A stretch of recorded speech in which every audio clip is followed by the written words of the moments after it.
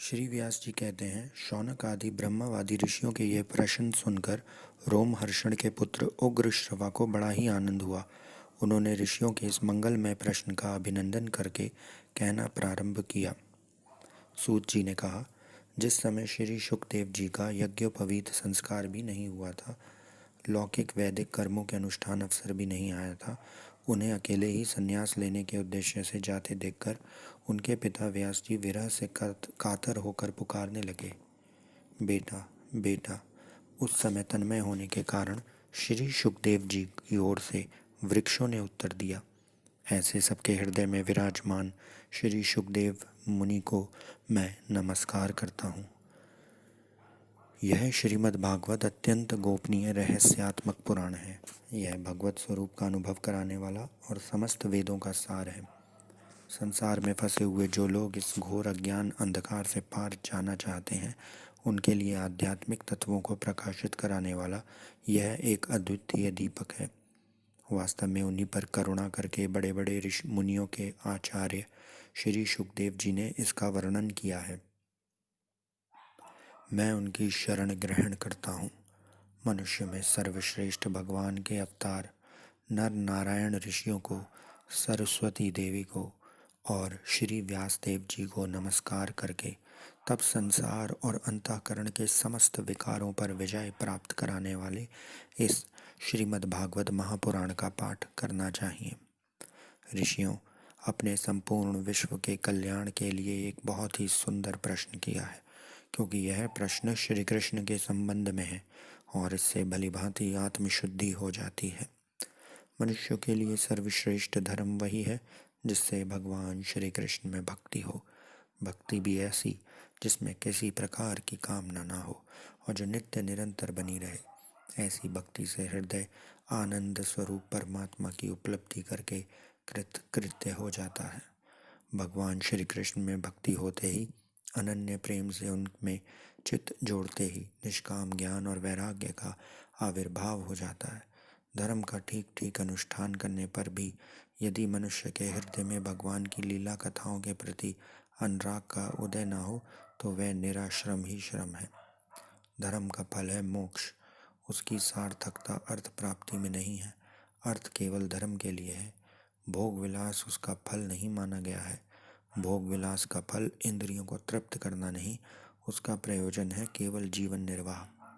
जीवन का फल भी तत्व जिज्ञासा है। बहुत कर्म करके स्वर्ग आदि प्राप्त करना उसका फल नहीं है। तत्ववेता लोग ज्ञाता और ज्ञेय के भेद से रहित अखंड अद्वितीय सच्चिदानंद स्वरूप ज्ञान को ही तत्व कहते हैं।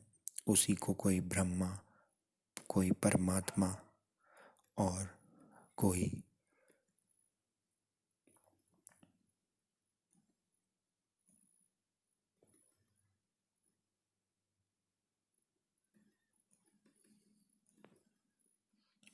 भगवान के नाम से पुकारते हैं। श्रद्धालु मुनिजन भागवत श्रवण से प्राप्त ज्ञान वैराग्य युक्त भक्ति से अपने हृदय में उस परमात्म तत्व रूपी परमात्मा का अनुभव करते हैं। शौनक आदि ऋषियों, यही कारण है कि अपने अपने वर्ण तथा आश्रम के अनुसार मनुष्य जो धर्म का अनुष्ठान करते हैं, उसकी पूर्ण सिद्धि इसी में है कि भगवान प्रसन्न हो। इसलिए एकाग्र मन से भक्त वत्सल भगवान का ही नित्य निरंतर श्रवण कीर्तन ध्यान और आराधना करनी चाहिए। कर्मों की गांठ बड़ी कड़ी है। विचारवान पुरुष भगवान के चिंतन की तलवार से उस गांठ को काट डालते हैं। तब भला ऐसा कौन मनुष्य होगा जो भगवान की लीला कथा में प्रेम न करे।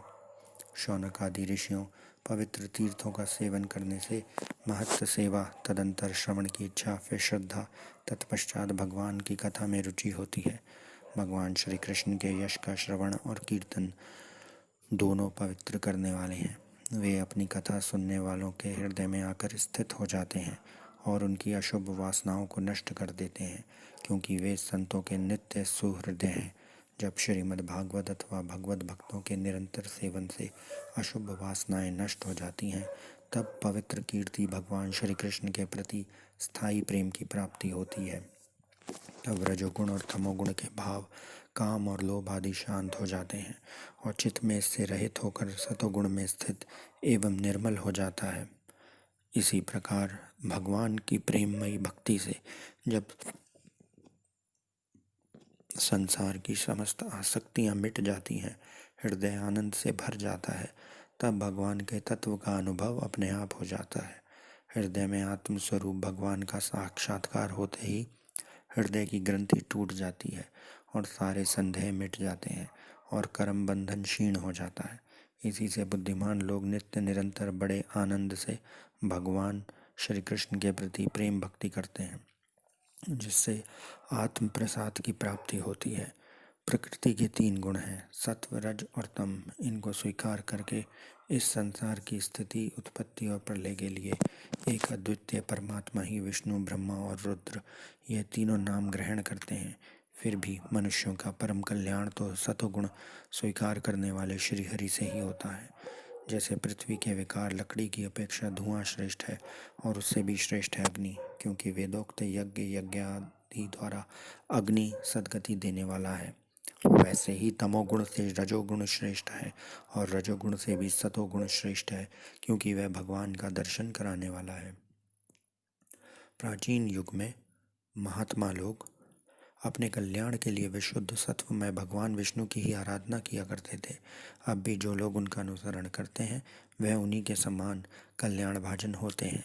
जो लोग इस संसार सागर को पार जाना चाहते हैं वे यद्यपि किसी की निंदा तो नहीं करते, न किसी में दोष ही देखते हैं, फिर भी घोर रूप वाले तमोगुणी रजोगुणी भूतपतियों की उपासना करना करके सतोगुणी विष्णु भगवान और उनके अंश कला स्वरूपों को ही भजन करते हैं। परंतु जिनका स्वभाव रजोगुणी अथवा तमोगुणी है वे धन, ऐश्वर्य और संतान की कामना से भूत, पितर और प्रजापतियों की उपासना करते हैं, क्योंकि इन लोगों का स्वभाव उनसे मिलता जुलता है। वेदों का तात्पर्य श्री कृष्ण में है। यज्ञ के उद्देश्य श्री कृष्ण ही है। योग श्री कृष्ण के लिए ही किए जाते हैं और समस्त कर्मों की परिसमाप्ति भी श्री कृष्ण में ही है। ज्ञान से ब्रह्म स्वरूप श्री कृष्ण की ही प्राप्ति होती है। तपस्या श्री कृष्ण की प्रसन्नता के लिए ही की जाती है। श्री कृष्ण के लिए ही धर्मों का अनुष्ठान होता है और सब गतियाँ श्री कृष्ण में ही समा जाती हैं। यद्यपि भगवान श्री कृष्ण प्रकृति और उसके गुणों से अतीत हैं, फिर भी अपनी गुणमयी माया से, जो प्रपंच की दृष्टि से है और तत्व की दृष्टि से नहीं है, उन्होंने ही सर्ग के आदि में इस संसार की रचना की थी। ये सत्व, रज और तम तीनों गुण उसी माया का विलास है। इनके भीतर रहकर भगवान इनके युक्त सरीखे मालूम पड़ते हैं। वास्तव में तो वह परिपूर्ण विज्ञान आनंद घन है। अग्नि तो वस्तुतः एक ही है, परंतु जब वह अनेक प्रकार की लकड़ियों में प्रकट होती है तब अनेक सी मालूम पड़ती है। वैसे ही सबके आत्मस्वरूप भगवान तो एक ही है, परंतु प्राणियों की अनेकता से अनेक जैसे जान पड़ते हैं। भगवान ही सूक्ष्म भूत, तन्मात्रा, इंद्रिय तथा अंतःकरण आदि गुणों के विकार भूत भावों के द्वारा नाना प्रकार की योनियों का निर्माण करते हैं। उनमें भिन्न भिन्न जीवों के रूप में प्रवेश करके उन योनियों के अनुरूप विषयों का उपभोग करते कराते हैं। वे ही संपूर्ण लोकों की रचना करते हैं और देवता, पशु, पक्षी, मनुष्य आदि योनियों में लीला अवतार ग्रहण करके सतोगुण के द्वारा जीवों का पालन पोषण करते हैं। श्री कृष्ण गोविंद हरे मुरारे, हे नाथ नारायण वासुदेवा। हरे कृष्ण कृष्ण कृष्ण हरे हरे, हरे राम राम राम हरे हरे। ओम नमो भगवते वासुदेवाय नमः। ओम नमो भगवते वासुदेवाय नमः। ओम नमो भगवते वासुदेवाय नमः।